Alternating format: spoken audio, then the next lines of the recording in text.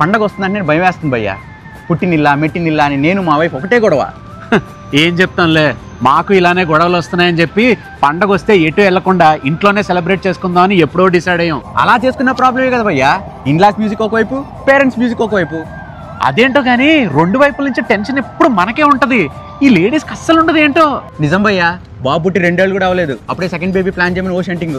అది కూడా అయిపోయాక ఒక కార్ ప్లాన్ చేయి, ఓ 3 బెడ్రూమ్ ఫ్లాట్ ప్లాన్ చేయని కూడా షంటింగ్ స్టార్ట్ చేస్తారు. అదొక్కటే తక్కువ. ఎన్ని ఉన్నా ఒకటి తక్కువైంది అని అంటానే ఉంటారు. అరే సెలవు దొరికింది కదా, హ్యాపీగా రిలాక్స్ అవుదాం అనుకుంటే టెంపుల్ అంటారు, షాపింగ్ అంటారు, రిలేటివ్స్ ఇంటికి వెళ్దాం అంటారు, సిటీ మొత్తం తిప్పి చేస్తారు. మళ్ళీ తీసుకెళ్ళకపోతే హర్ట్ అయిపోతారు. పోనీ తీసుకెళ్దామంటే అవన్నీ ఏమైనా పక్కన ఉంటాయా? అన్ని ఎక్కడెక్కడో ఉంటాయి. డ్రైవింగ్ చేయలేక చావాలి. వారమంతా ట్రాఫిక్ లో ఆఫీస్కి తెప్పించుకొని మళ్ళీ వీకెండ్ లో పండగల్లో కూడా అదే ట్రాఫిక్ లో తిరగాలంటే నరకం కనిపిస్తుంది బ్రో. అందుకే నేను ఇలా పండగలు పబ్బాలు వీకెండ్లప్పుడు ఏం చేస్తుంది తెలుసా, ఆఫీస్లో వర్క్ ఉందని చెప్పేసి ఓ 2-3 గంటలు ఆఫీస్కి వచ్చేసి చిల్ అవుతా.